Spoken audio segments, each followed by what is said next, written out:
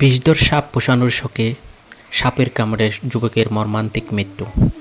Staff reporter Mohammad Shakil খান রাজুর তথ্য video চিত্রে দেখুন বিস্তারিত। ভোলার মনপুরা উপজেলার দক্ষিণ সাকুশিয়া ইউনিয়নের ১ নং ওয়ার্ডে বিষধর সাপ পোষানোর শোকে ফলে মোহাম্মদ সাকিব নামের এক যুবকের মৃত্যু হয়েছে। শনিবার দুপুর বিষধর সাপের কামড়ে আহত সাকিবকে প্রথমে স্থানীয় এক ওঝার কাছে নিয়ে গিয়ে বিষ নামানো হয়। পরবর্তীতে শরীরে অবনতি দেখে রাত আনুমানিক ৯টার দিকে দ্রুত তাকে মনপুরা উপজেলা স্বাস্থ্য কমপ্লেক্সে নিয়ে যাওয়া হয়। রবিবার ভোরে ৪টার দিকে চিকিৎসাধীন অবস্থায় তার মৃত্যু হয়।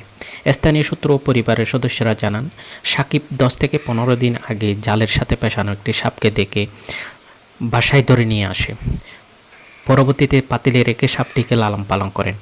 শনিবার বিকেল মেঘনা নদীর পাশে নতুন বেড়ির উপরে তিনি সাপটিকে নিয়ে খেলছিলেন।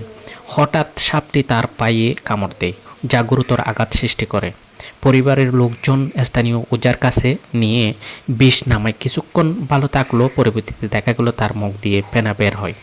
তাই তাকে দ্রুত হাসপাতালে নিয়ে গেলে চিকিৎসকরা বিষক্রিয়ার জন্য তার অবস্থা আশঙ্কাজনক বলে জানান। চিকিৎসার পরও তাকে বাঁচানো সম্ভব হয়নি। ডাক্তার মোহাম্মদ আশিকুর রহমান অনেক ভোর ৪টার দিকে তাকে মৃত ঘোষণা করেন। মনপুরা উপজেলা স্বাস্থ্য কমপ্লেক্সের চিকিৎসক মোহাম্মদ আশিকুর রহমান অনেক জানান, বিষক্রিয়া দ্রুত শরীরে ছড়িয়ে পড়ায় সাকিবের জীবন রক্ষা করা সম্ভব হয়নি। তারা সকলকে বিষধর সাপ পোষানোর ব্যাপারে সতর্কতা থাকার পরামর্শ দিয়েছেন। স্থানীয়দের মধ্যে এই ঘটনার শোক ও আতঙ্ক বিরাজ করছে।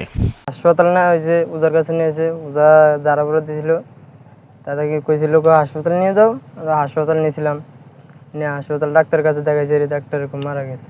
News desk, Matrijagat TV.